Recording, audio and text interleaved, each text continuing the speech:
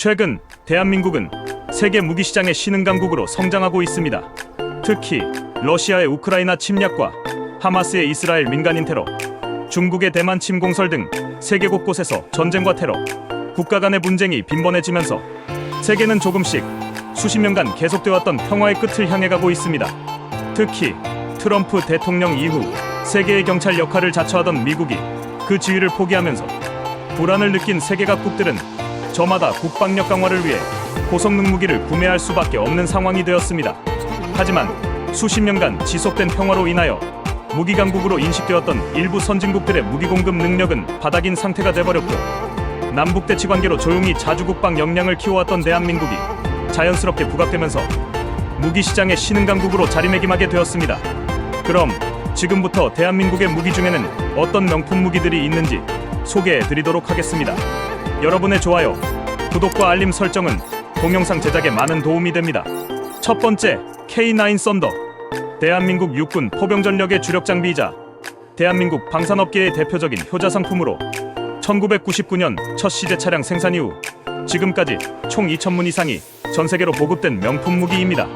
특히 노르웨이 자주포 획득 사업에서 독일의 PGH-2000과 비교 테스트하면서 험지 주행 성능과 가격 면에서 우위를 증명하는 계기가 되었고, 지속적인 업그레이드로 연사 능력과 사거리, TOT 성능 등에서 PGH-2000과 나던 차이를 만회하고 있습니다. K9 썬더는 현재 서해오도의 해병대와 군단 포병여단, 일부 기계화 보병사단에 총 1,300문이 실전 배치돼 있습니다. 제조사인 한화디펜스는 추후 K9-2와 K9-3로 업그레이드를 통해 보다 빨라진 자동장전 장치와 무인 운행 및 자동 포방열 기능을 추가함으로써 인구 감소 시대로 인한 병력 감축에도 대비하고 있습니다. 두 번째, KF-21 보라매. 대한민국이 개발 중인 4.5세대 초음속 전투기입니다. 대한민국 공군의 미디엄급 전투기 개발 사업인 KF-X의 결과물로 총 블록 1, 2, 3의 3단계를 거쳐 내부 무장창과 멈티 기능까지 갖춘 진정한 스텔스 전투기를 목표로 설계되었습니다. 2028년까지 블록 1을 총 40대 양산하고 2032년까지 블록 2를 총 80대를 실전 배치할 예정입니다.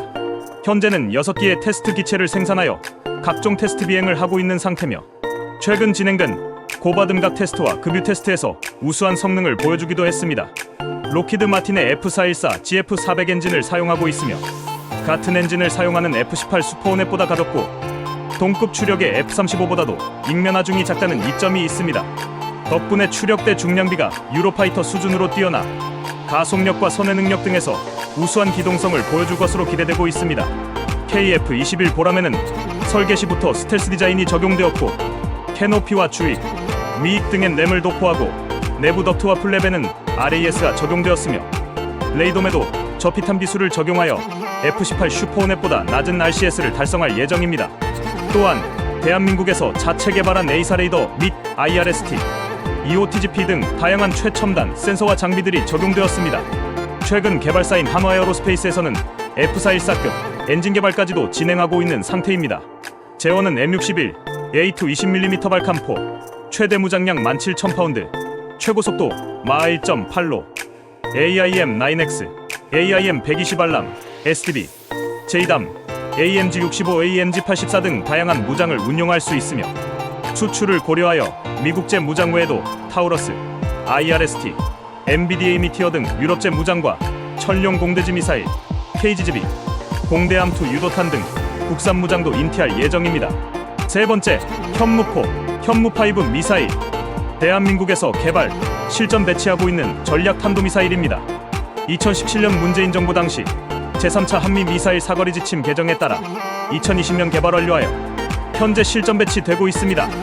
운영 방식에 따라 탄두 중량 2.5톤의 사거리 800km급 지대지 탄도미사일인 현무포1, 탄두 중량 1톤의 사거리 500km급 함대지 탄도미사일인 현무포2, 탄두 중량 1톤의 사거리 500km급의 잠대지 미사일인 현무포3로 구분됩니다. 현무5는 현무포 1, 2, 3 개발 배치 후 탄두 중량 6톤의 사거리를 800에서 600km로 줄이는 대신 확산탄 또는 집속탄을 사용하여 위력을 강화시킨 형태의 새로운 미사일을 개발 중에 있는데, 이를 현무5라고 합니다.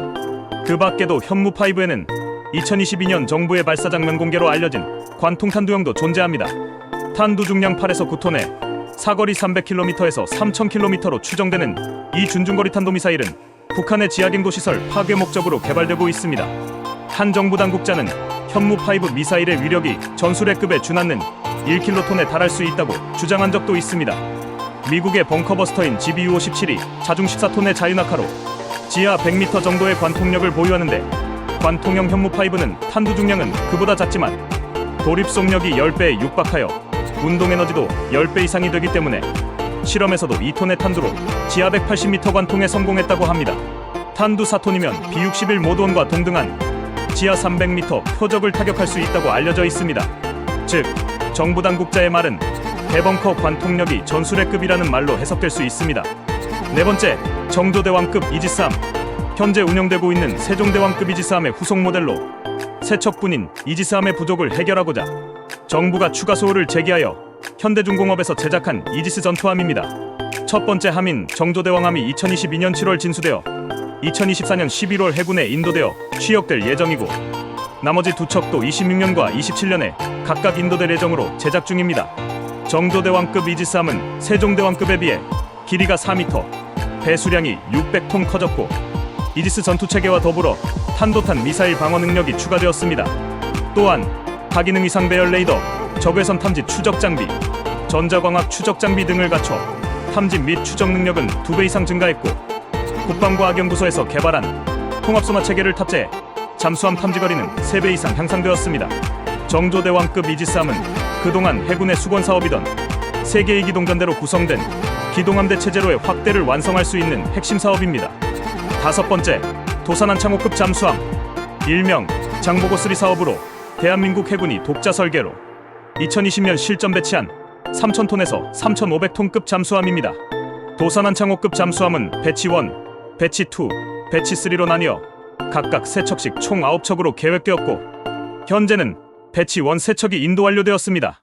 제작사인 한화오션 관계자는 배치 2부터는 배치 1과는 완전히 달라 기류와 무장, 연료전지 체계, 말구평 소나, 관통형 공격 잠망경, 디젤 엔진 기종 변경, 보도 추진기 추가 및 리튬 전지 체계 적용 등 작전 성능과 자망 시간이 더욱 진일보한 잠수함이 될 거라고 말하고 있습니다.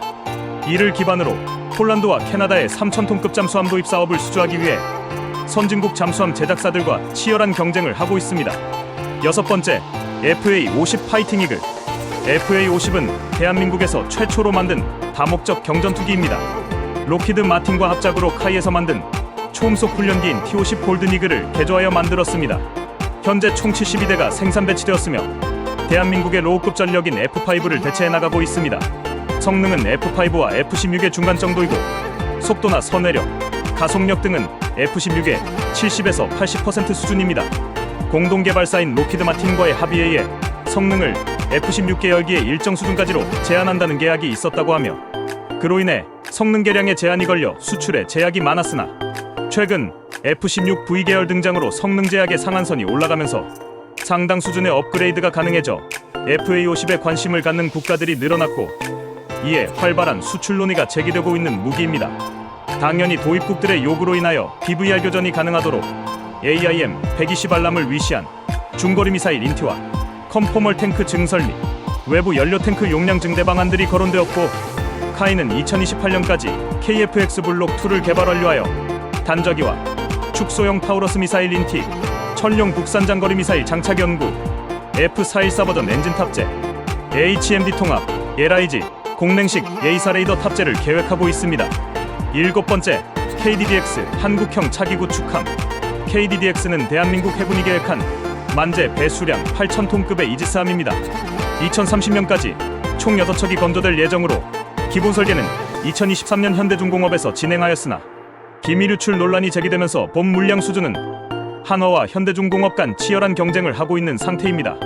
정부는 올해 안에 최대한 수주 계약을 마무리 짓고 세부 설계와 선도함 건조에 들어간다는 계획입니다. 하지만 기밀 유출 사건이 법적 문제로 비화되면서 자칫 일정이 지연될까 걱정입니다. KDDX는 함정의 레이더 반사 면적이 감소되는 통합 스마트 브릿지를 탑재하고 탄약 이송 자동화 설비, 자율운항 기술 등 최첨단 과학 기술을 적용하게 됩니다.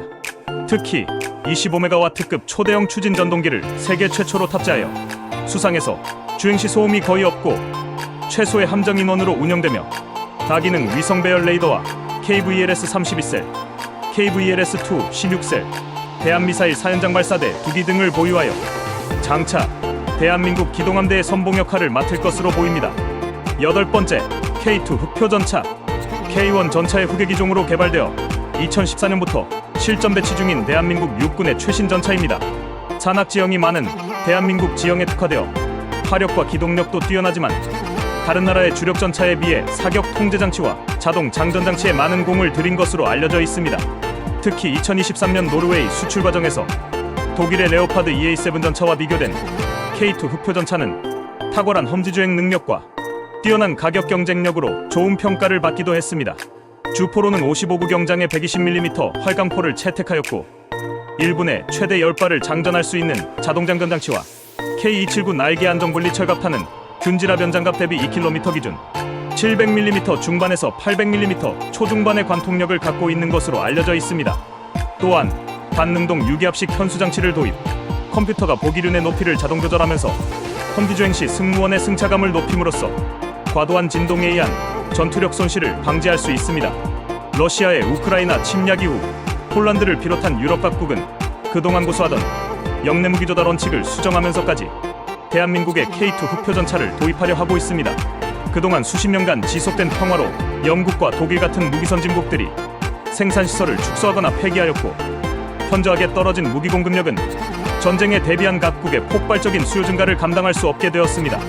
결국 유럽 영내 공급만으로는 다가올 전쟁에 도저히 대비할 수 없음을 깨닫게 된 유럽 소속 국가들은 대한민국의 뛰어난 무기 성능을 알아보고 공급처로서 도움을 청하고 있는 상황입니다.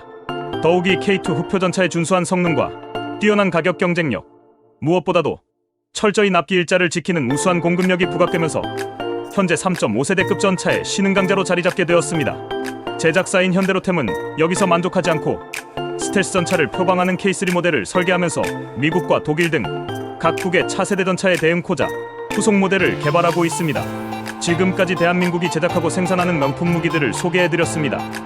2024년에도 대한민국의 무기들이 세계로 수출되어 여러 나라의 평화를 지키는 역할에 큰 힘이 되길 바라면서 동영상을 마무리하겠습니다.